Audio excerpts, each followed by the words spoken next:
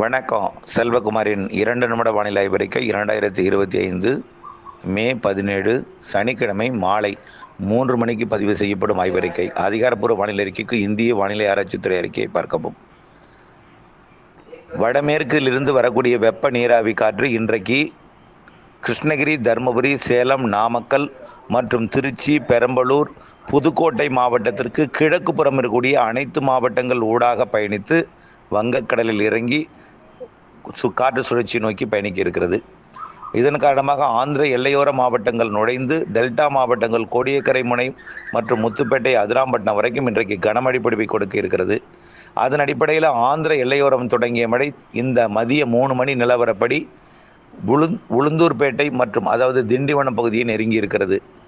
4 மணி அளவிலே அந்த மழைப்பொழிவு கடலூர் மாவட்டம் நெய்வேலி, வடலூர், சேத்தியார் தோப்பு பகுதியை அடையும். 5 மணிக்கு கும்பகோணம் பகுதியை அடையும் என்று எதிர்பார்க்கப்படுகிறது. 6 மணிக்கு வலங்கைமான் மற்றும் அதன் சுற்றுவட்டார பகுதியும், 7 மணி அளவிலே டெல்டா மாவட்டங்களின் பிற பகுதிகளுக்கும், 8 மணிக்கு பரவலாக டெல்டாவிலே மழை தொடங்கிடும். அதே நேரத்தில் உள் மாவட்டங்களிலையும் ஆங்காங்கே மழைப்பொழிவை தொடக்கும். நாளையில் இருந்து தான் மேற்கு தொடர்ச்சி மலை மாவட்டங்களுக்கு தீவிரமடையும்.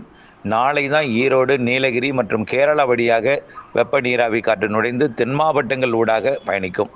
அதற்கு பிறகு அரபிக்கடலிலிருந்து வரக்கூடிய காற்று மழைப்பொழிவை கொடுக்கும். ஆக நாளை ஈரோடு, நீலகிரி, கோயம்புத்தூர், திருப்பூருக்கு மழைப்பொழிவு தொடங்கி கூடுதலாகும்.